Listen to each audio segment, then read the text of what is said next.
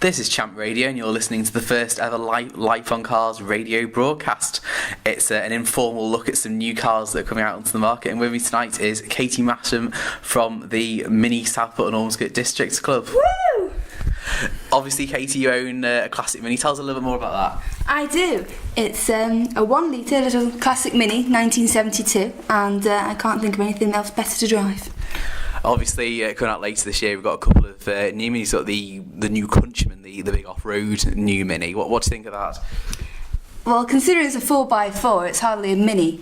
So, I mean, the other Minis, the new Mini from 2000 onwards, are quite big anyway in comparison to the actual Mini. So to have a 4x4 Mini kind of defeats the whole object of having a Mini. So you think little cars rather than big cars? Yes. Oh, in that case, then, you're not going to be very impressed with our first car, then. In that case, this is the new Mazda 5. Have a look at that, tell me what you think. It looks very much like a people carrier.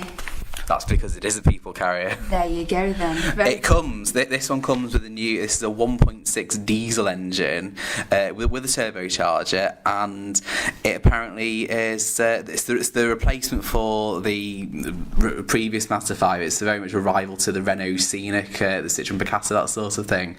And so it's a small, apparently quite sporty people carrier to carry on your family. Would you buy one of those?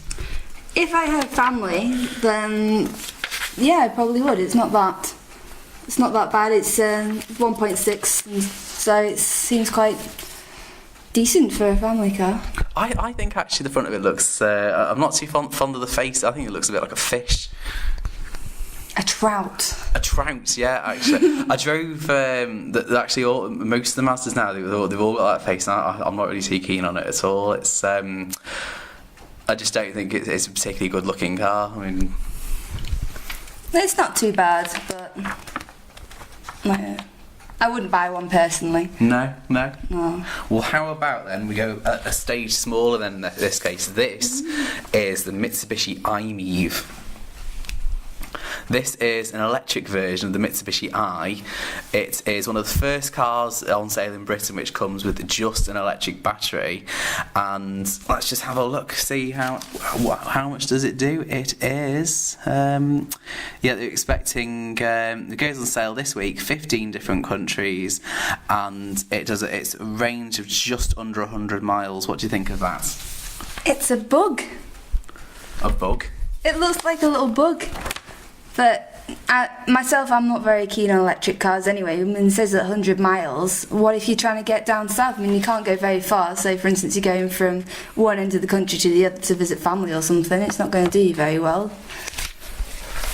True, but it's good for the environment, isn't it? Nothing's good for the environment. I don't know. Not too keen on it, to be fair.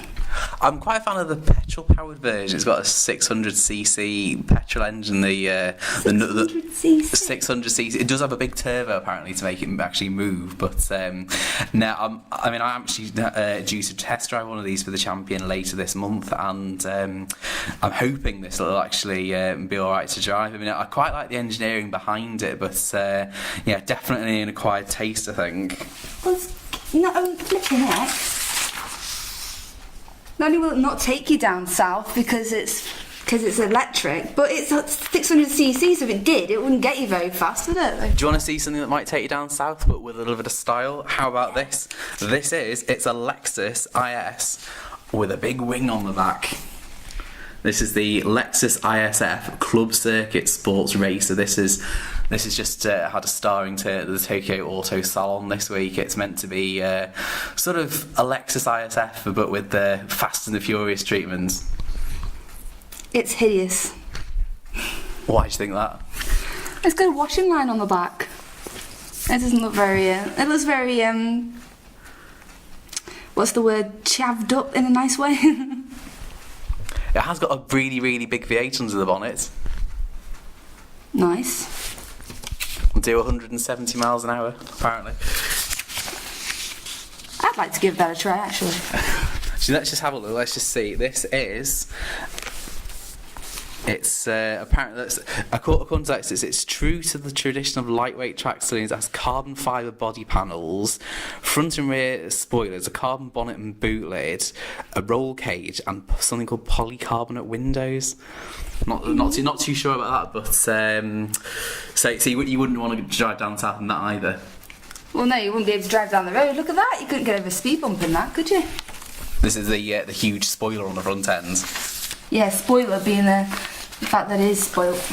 All right, let's just try. Okay, in that case, so you've given the Mitsubishi i-MiEV, the Lexus Club Sports Racer, and let's see what else as well. The Mini Club, Mini Countryman as well, and the Mazda 5. So all of them so far you're not too keen on. No. Okay, let's try one more then. In that case, this is the Audi A1. This is Audi's answer, shall we say, to the BMW Mini and the Fiat 500. I mean, what do you reckon to that? I like that. You do? I like that, yes. How come? It just looks the part. It's nice. It's like 2-door as well, or 3-door. So it looks good. Would you pay 13 grand for one of those?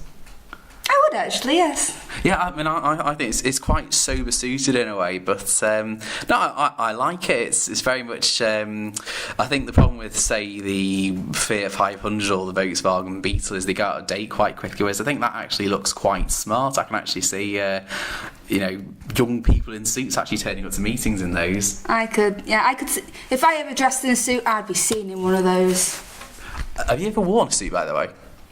No. So would that put you off then? No, I just wear my board shorts and climb in it. It's very stylish. Excellent. Well, if you want to check out more new car news, check out the website www.lifeoncars.blogspot.com. I'll give you that again. That's www.lifeoncars.blogspot.com. Tune in next week where we'll have more new car news and reviews.